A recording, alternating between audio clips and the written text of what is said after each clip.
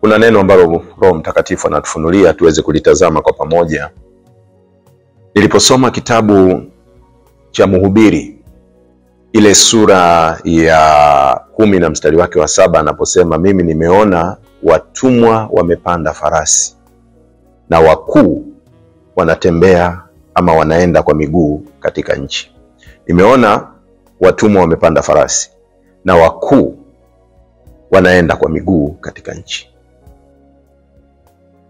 Lazima tupate kujua kwamba maandiko yanatuambia watu wangu wanaangamia kwa kukosa maarifa. Unapokosa maarifa ni rahisi sana kuangamia. Lakini ukiwa na maarifa utaweza kupokea baraka kwa wepesi ama kufikia kile unachokitafuta kwa wepesi. Neno lile ukiliangalia unaweza ukaona kwamba nimeona watu waliostahili kuwa watumwa, ni sawa, wamepanda farasi, lakini wale ambao ndio wakuu wanaenda kwa miguu. Na hapo unaweza ukazani watumwa wamewafanyia jambo baya hawa wakuu. Lakini ukichunguza utajua kuna swala linahusu maarifa. Siku zote mtumwa ndiye ambaye anaishi na farasi.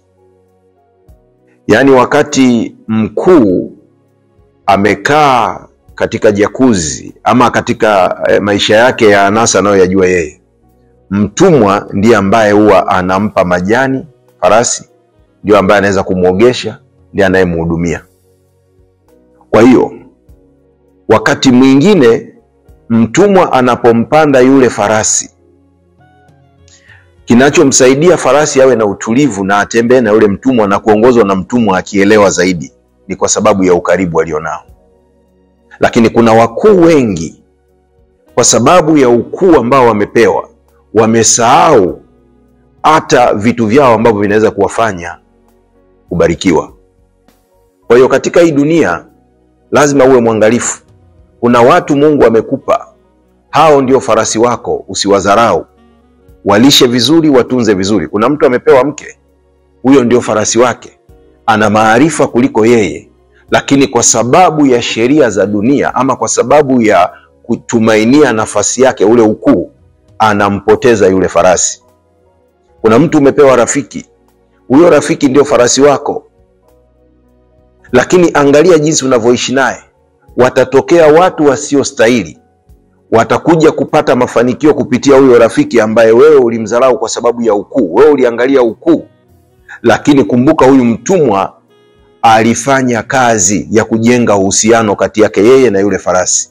Kwa hiyo Mhubiri anasema hili jambo limenishangaza sana.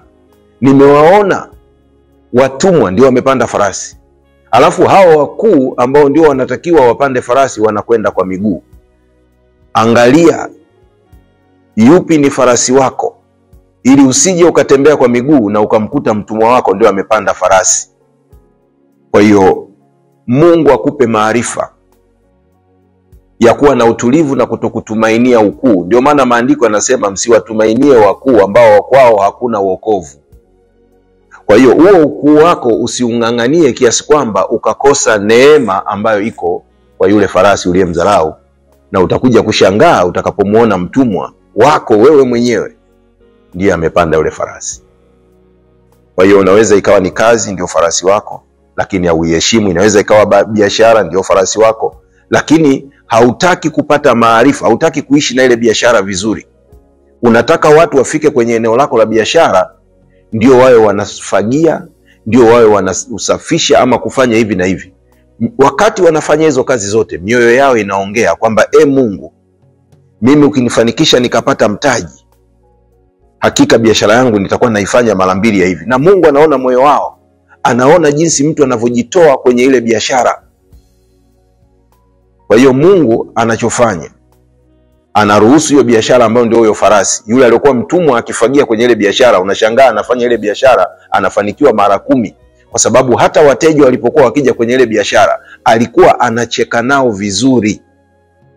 Lakini wewe ukawa unaona hata wateja si kitu. Kwa nini? Haujui zile taratibu za kutembea katika huyo farasi. Kwa hiyo chunguza hayo, alafu changanya yote ambayo nimejaribu kuyaeleza. Kuna watu nimewaona wana kiu sana ya kumtumikia Mungu, lakini hawana muda wa kusoma Biblia. Kuna watu wana kiu sana ya kumtumikia Mungu, lakini hawana muda wa kupractice deliverance. Hawana muda wa kusoma vitabu vinavyohusu mambo ya uponyaji ama vinavyohusu watumishi wengine. Anasema mimi tayari nina roho ndani yangu, huyo roho atafanya kila kitu. Hapana. Hao watumishi wengine, hayo makanisa mengine, hayo mahubiri mengine, hao wote ni farasi. Anaweza akainuka mtu katika kanisa lako ama katika huduma ile ile unayoitamani, lakini yeye anaitunza ile huduma moyoni mwake, akiifanyia kazi kama mtumwa aliyekuwa akimlisha na kumtunza huyu farasi, na Mungu akaruhusu huyu mtumwa apande farasi na wewe mkuu utembee kwa mguu. Mungu akupe ufahamu, Mungu akupe kujua jinsi ya kumnyenyekea farasi. Sio kwa sababu wewe una uwezo wa kumpanda yule farasi maana yake umuone ni wa chini. Yule ndio anayekubeba. Tafakari, yafanyie kazi haya mafundisho. Soma maandiko na Bwana atakufanikisha katika biashara, katika kazi, katika urafiki na katika kila neno na tendo. Mungu akupe neema ya kumtunza farasi ili upate kumpanda na kwenda mpaka mahali ambapo Mungu wa utukufu mwenyewe ameuandalia uweze.